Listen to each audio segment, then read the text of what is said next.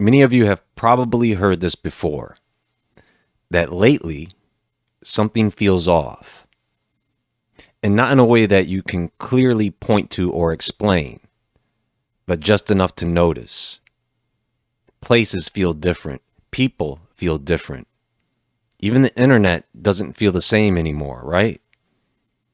And a lot of people are starting to say the same thing. Not always using the same words, but describing the same feeling that something isn't right. Maybe you walk into a place you've been before, a store, a street, even your own house, and for a moment, it feels strange, unfamiliar. I mean, nothing has visibly changed, but something about it just feels wrong. Maybe the lighting feels off. Maybe the silence feels deeper than it should. It's similar to that feeling that something is missing or muted.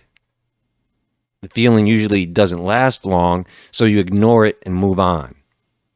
But then it happens again and again in different places, at different times, with the same unexplainable feeling. You may notice that people will describe this in different ways. Some say reality feels flatter or less vivid, artificial. Some people say conversations feel different, like people are there but not fully present. Responses feel off or delayed. Reactions feel rehearsed. Their interactions with people are starting to feel thinner. It's never that extreme, but it's consistent enough to be noticed. Then there is the internet, right? It used to feel like a place full of people, full of surprises and discovery. Now, it feels quieter in a strange way. Not silent, just repetitive. The same types of videos, the same styles, the same comments repeating across different platforms. You scroll, and instead of finding something new, it feels like you are seeing variations of the same thing over and over again. Not to mention that these days, you really start to question how much of what you are seeing is genuine. That question of if something is real or not pops in our heads way too often now. Time feels different too. Weeks pass faster than they should. All the months blur together. You don't know what season it is anymore. You look back and you realize that entire stretches of time don't feel fully experienced, just gone. You know or have that sense that things are moving, but time is just not being processed in the same way it once was. Now, individually, none of these things may seem significant. A strange moment, a quiet room, just another forgettable day. But when you put them together, they begin to form a pattern. And the biggest pattern here is that this is not happening to just one person. These things are being described by people who have never met in completely different places in almost the exact same way. I mean, have you heard anyone say, "I don't know, everything seems fine to me"? Of course not. So now the question becomes, what is it that people are actually noticing? Is something changing in the world, or is something changing in how we experience it? Our perception. Because the feeling itself is real, even if the cause is unclear. So what is it? It's all around us. They are all around us. And you better be damn sure you don't let them in.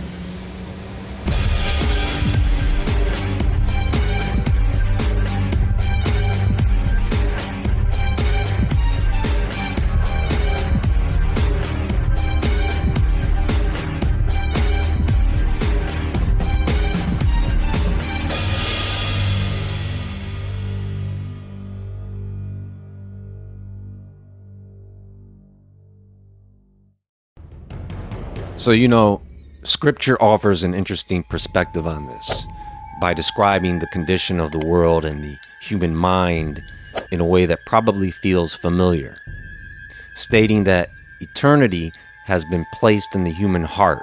In other words, people are wired to sense something beyond what they can see. That could mean that this feeling of something being off is not wrong. That kind of awareness that things are not fully aligned with how they are meant to be. We're not wrong about this. That's the first thing. In the book of Romans, the world is described as groaning, right? As if creation is under tension. Not completely broken, but not completely right either. So when you look at modern life, there is the feeling that everything appears normal on the surface, but at the same time, there is an underlying sense that something is out of place. So what is it? Other passages describe a time when confusion increases and people feel uneasy without always understanding why. In Luke, there is a description of distress and uncertainty and how people respond internally, with a growing sense that things are unstable. There is a shift in how things are experienced. There are also descriptions of people becoming more disconnected from one another.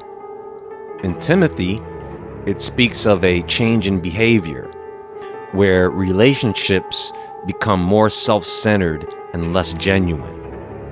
And I am 100% positive that aligns with the feeling many people have now. That interactions feel different, more distant, less grounded, even when nothing outwardly seems wrong.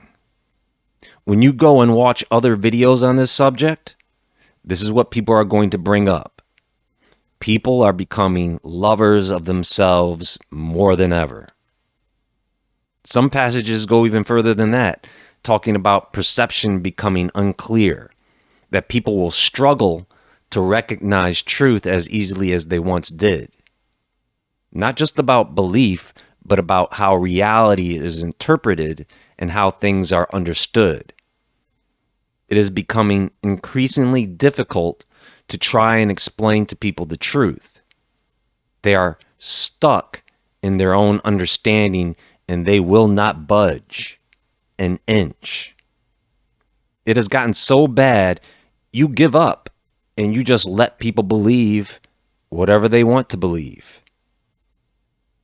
So altogether, there is a pattern, right? A world that is not fully right. People who feel increasingly disconnected and a growing sense that something is shifting beneath the surface. So, what is it?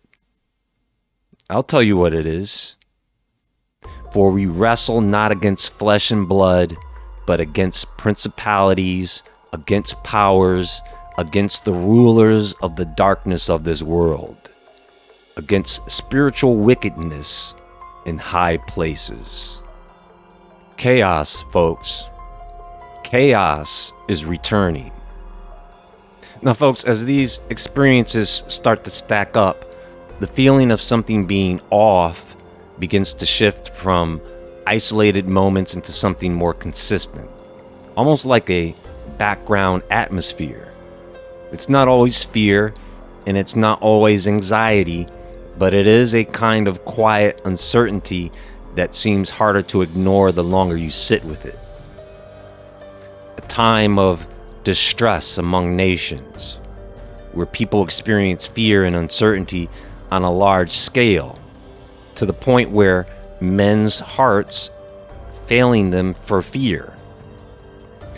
And even the sense of stability in the world feels shaken. What stands out in that description is not just external chaos, but the internal response to it. A kind of collective unease that builds gradually rather than arriving all at once. A condition where people are not necessarily in constant panic, but are increasingly aware that something feels unstable beneath the surface of normal life. And the worst part about that is we are living in the days of the doomer, the cynic, the pessimist, the schadenfreude. These are people, and you are going to see this, these are people who will look for bad things to happen. They may even want bad things to happen because it will validate their perception. It will confirm their beliefs. And this is freaking dangerous because many of those people will become dangerous. Many of those same people will become malicious and spiteful. So look, this is what it comes down to, because Scripture speaks about actual spiritual entities. When it says we wrestle not against flesh and blood, it is telling you that there are real forces, real beings operating beyond what you can see, and they are not passive. Evil spirits do not operate by constantly appearing or revealing themselves openly. That is not how they work. They operate through influence, through suggestion, through distortion. They work in the unseen parts of a person, in the mind, in perception, in emotion. They take advantage of environments where things are already unstable. Don't you see? Where people feel uncertain, disconnected, or confused, and they begin to press into that space. They wait until you have a moment of vulnerability. They wait for a moment when you're not feeling all that great. Guys, if a place feels off, if the atmosphere feels heavy, if something feels wrong without explanation, you see, there are moments where spiritual presence affects an environment. Unease, tension, that sense that something is not right, that is not something new. That is something people have described for a very long time. When it comes to people, the operation becomes even more direct. These beings do not need to control someone completely to have influence. They can't read your thoughts, but they've been around long enough to have a pretty good idea of what you're thinking.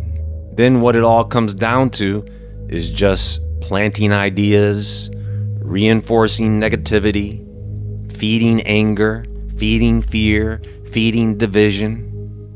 They push people toward self-focus, toward pride, toward disconnection from others. Over time, those influences begin to shape behavior. That is why you start to see people becoming more hostile, more distant, more locked into their own thinking. Conversations feel different because there is less openness, less patience, less willingness to understand. It becomes easier for people to turn against each other, to assume the worst, to react instead of reflect. That is not random. That is influence being accepted and acted on. They also work through deception. Scripture is clear about this. Not everything people believe or feel is coming from a place of truth. When perception becomes distorted, when people struggle to recognize what is right and what is wrong, that creates an opening. A person can become fully convinced of something that is not true, and once that happens, it becomes very difficult to reach them. That is part of how deception works. It does not feel like deception when you are inside of it, does it? And in an environment like today, where there is constant input, constant noise, constant distraction, it becomes easier for that kind of influence to spread. People are overwhelmed, they are distracted, they are not grounded, and that creates space. Space for thoughts that are not questioned, reactions that are not examined, and beliefs that are not tested.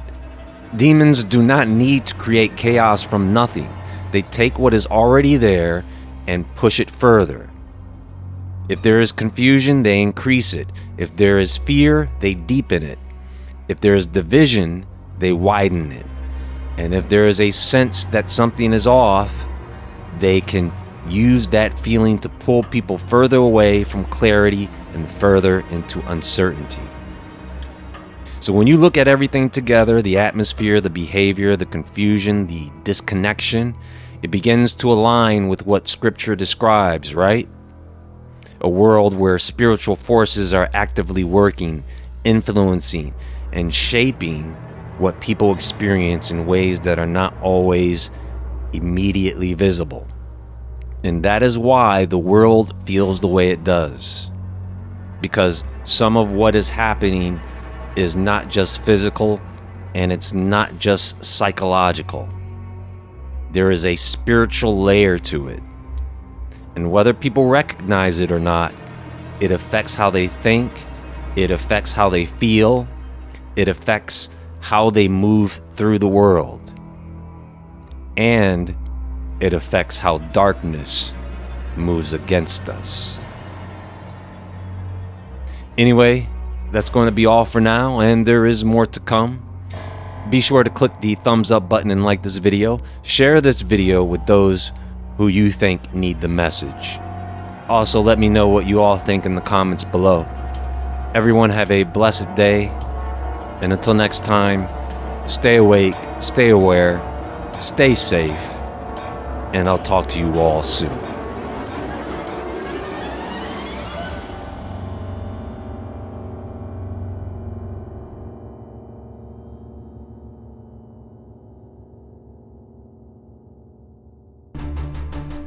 Since the dawn of time, shadows have followed us. Questions without answers. Legends without end. Whispers speak of worlds hidden from sight.